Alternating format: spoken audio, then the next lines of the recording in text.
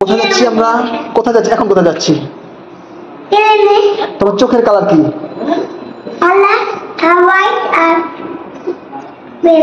White আর black? তাই?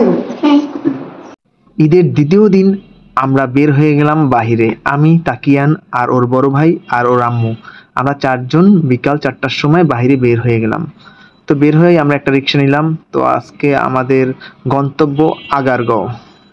তো রিক্সায় এই ফাঁকা ঢাকায় ঘুরতে সত্যি খুব ভালো লাগে। অবশেষে আমরা এসে গেলাম আগারগাঁও বিমান জাদুঘরের সামনে।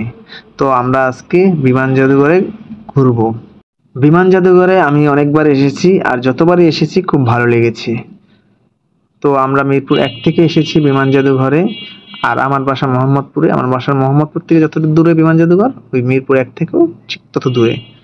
তো বিমান জাদুঘরে ঢোকার পরে এই যে আমার দুই ভাইগ্নে, ওদের নিয়ে ঘুরতেছি। আজকে ঈদের পরের দিন হয় বিমান জাদুঘরে প্রচুর ভিড় ছিল, কারণ ঢাকায় যারা ঈদ করে তাদের জন্য এই বিনোদন পার্কগুলোই রয়েছে ঈদটা ভালোভাবে কাটানোর জন্য। এরপর ভাগ্না তাকে না আমাকে বলতেছে, মামা হেলিকপ্টার ধরবো, বিমান ধরবো, তাই তাকে ধরানো হলো। এরপর সে তো একটা জায়গায় গেলে আর আসতেই চায় না সেখান থেকে, তো অনেক বুঝে শুনে আনা লাগে।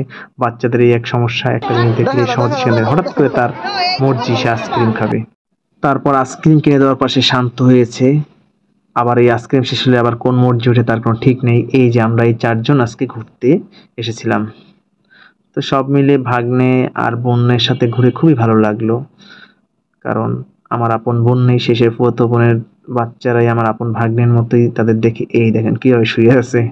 তারপর তাকে বললাম একটা চুমু দিয়ে তুলি, সে রাজি হলো। যদিও সে সহজে পিক তুলতে চায় না, অনেক পটায় পিক তুলতে হয়। তো এরপরে আমরা আবার একটু সামনে গেলাম, হঠাৎ করে তার আবার মর্জি শুরু হলো, সে একটা রাইডে চড়বে। কিন্তু কথা হলো এত সিরিয়াল, এর মধ্যে ছাদ থেকে উঠানো যায়? সে সেটা মানতে আর সিরিয়াল এসে দাঁড়াবে না, ডাইরেক্ট উঠবে।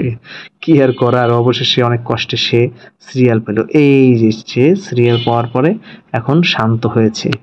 বাচ্চাদের জন্য এই রাইডগুলো সত্যি খুব মজার, বাচ্চারা এগুলো খুব আনন্দ সহকারে নেয়। কিন্তু আসলে ভিড়ের জন্য বাচ্চারা অনেক দেরিতে পায় বলে অনেক বাচ্চারা খেপে যায়। অবশেষে সে এখন শান্ত। এরপর সে আবার মসজিদ হলো, সে ডাইনোসরে উঠবে। অবশেষে তাকে ডাইনোসরে ওঠানো হলো, তাকে এখন ডাইনোসর থেকে নামানো হচ্ছে। এরপর তার মর্জি, তাকে বল কিনে দিতে হবে। তো বল কিনে দেওয়ার পর সে আবার শান্ত হলো। এরপর দৌড়িয়ে সে বল নিয়ে তার আম্মুর কাছে চলে গেল, দেখা হলো তাকে বল কিনে দেওয়া হয়েছে। সে এখন আবার নতুন মর্জি, আবার তার ভাইয়ের আইসক্রিম খাবে, সেটা খাইলো। চারদিকের এত মানুষ দেখে সত্যি খুব ভালো লাগতেছিল, কারণ ঢাকার মানুষ একে অপরের সাথে কথা বলে না, কিন্তু এইখানে কথা না বললেও অন্তত সবাই পাশাপাশি বসে আছি, জিনিসটা খুবই ভালো লাগছে। আর অনেক বাচ্চারা যে যার সাথে খেলতে পারার খেলতেছে, এরকম সহজে হয় না। এরপর দেখতে দেখতে সন্ধ্যা হয়ে গেল, আর আমরা বাসায় ফেরার জন্য রিক্সা নিলাম।